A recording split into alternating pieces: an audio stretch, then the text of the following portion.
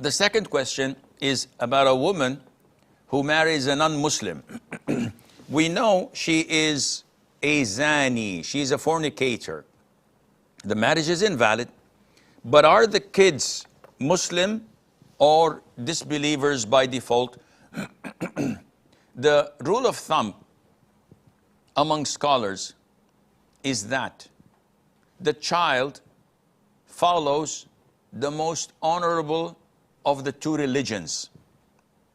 So if we have Christianity and Islam, by default, whether the father or the mother are a Muslim, then the child follows Islam, because it is the most honorable of the two religions. And hence, if a woman marries a non-Muslim man, regardless of his religion, and the children are born, definitely they're born out of wedlock, because the marriage is invalid.